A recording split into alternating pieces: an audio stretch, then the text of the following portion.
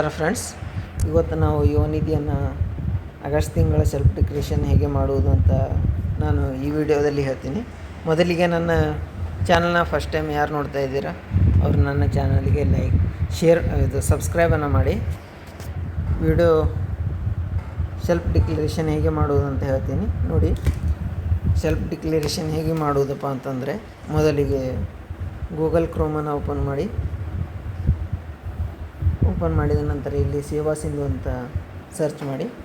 ಅಲ್ಲಿ ಮೊದಲೇ ಕಾಣಿಸುತ್ತೆ ವೆಬ್ಸೈಟು, ಅದನ್ನು ಕ್ಲಿಕ್ ಮಾಡಿದ ನಂತರ ಈ ಥರ ವೆಬ್ಸೈಟ್ ಓಪನ್ ಆಗುತ್ತೆ. ಇಲ್ಲಿ ಫಸ್ಟ್ ಟೈಮ್ ಯಾರು ಮಾಡ್ತಾಯಿದ್ದೀರ ಅವರು ನ್ಯೂ ರಿಜಿಸ್ಟರ್ ಅಂತ ರಿಜಿಸ್ಟ್ರೇಷನ್ ಮಾಡಬೇಕು. ರಿಜಿಸ್ಟ್ರೇಷನ್ ಮಾಡಿದ ನಂತರ ನಾವು ಲಾಗಿನ್ ಮಾಡಬೇಕಾಗುತ್ತೆ. ಇಲ್ಲಿ ಮೊದಲಿಗೆ ಲಾಗಿನ್ ಮಾಡೋಕ್ಕಿಂತ ಮೊದಲು ತಮ್ಮ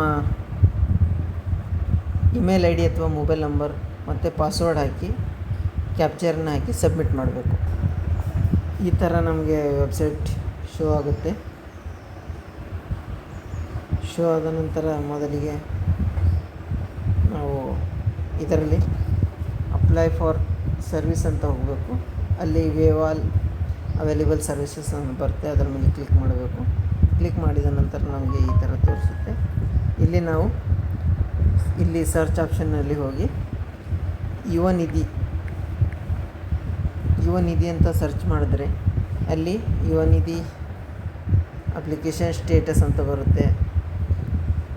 ಮತ್ತು Yuva Nidhi application for monthly unemployment self declaration ಅಂತ ಬರುತ್ತೆ. ಅಪ್ಲಿಕೇಶನ್ ಫಾರ್ ಯುವ ನಿಧಿ ಸ್ಕೀಮ್, ಯುವ ನಿಧಿ ಯೋಜನೆಗೆ ಅರ್ಜಿಯನ್ನು ಬರುತ್ತೆ.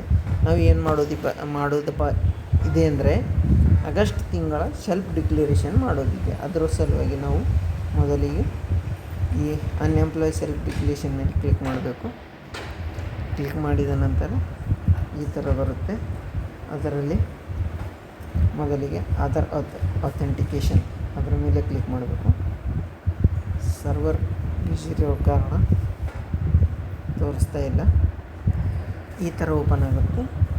ಈ ಥರ ಓಪನ್ ಆಯ್ತಪ್ಪ ಅಂತಂದರೆ ನೀವು ಇಲ್ಲಿ ನಿಮ್ಮ ಆಧಾರ್ ನಂಬರ್ ಹಾಕಿ ಇಲ್ಲಿ ಏನು ಕಾಣಿಸ್ತಾ ಇದೆಯಲ್ಲ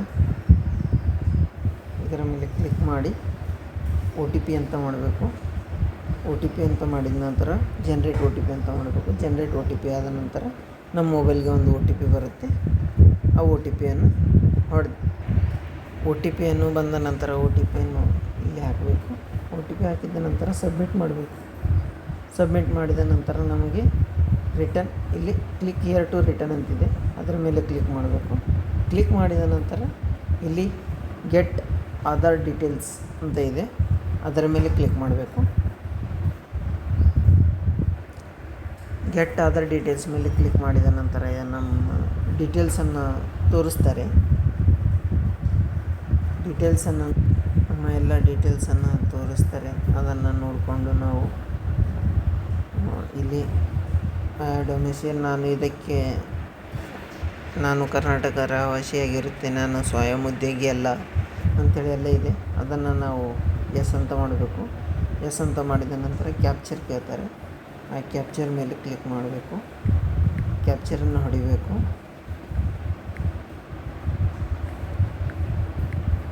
ಹೊಡೆದ ನಂತರ ಸಬ್ಮಿಟ್ ಅಂತ ಮಾಡಬೇಕು. ಸಬ್ಮಿಟ್ ನಾವು ಎಜುಕೇಷನ್ ಹಾಕಿಲ್ವಲ್ಲ, ಎಜುಕೇಷನನ್ನು ಹಾಕಬೇಕು.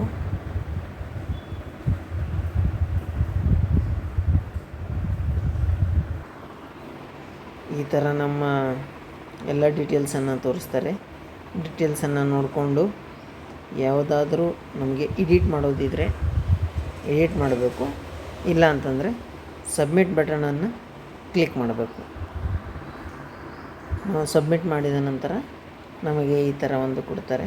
ಅದರಲ್ಲಿ ಸ್ವಯಂ ಘೋಷಣೆ ತಿಂಗಳು ಓದಿದೆ ಅಂತ ಗೊತ್ತಾಗುತ್ತೆ. ನಾವು ಅರ್ಜಿ ಯಾವಾಗ ಹಾಕಿದ್ದೀವಿ ಅಂತ ನೋಡಬೇಕು.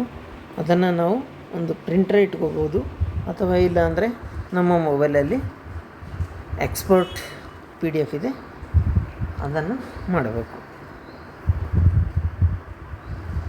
ಇಷ್ಟು ನೋಡಿದ ನಂತರ ನಮ್ಮ ಚಾನಲ್ಗೆ ಇನ್ನೂ ಯಾರು ಸಬ್ಸ್ಕ್ರೈಬ್ ಮಾಡಿಲ್ಲ, ಸಬ್ಸ್ಕ್ರೈಬ್ ಮಾಡಿ, ಲೈಕ್ ಮಾಡಿ, ಮತ್ತು ಈ ವಿಡಿಯೋವನ್ನು ಇನ್ನಷ್ಟು ನಿಮ್ಮ ಫ್ರೆಂಡ್ಸ್ಗಳಿಗೆ ಶೇರ್ನ ಮಾಡಿ. Thank you.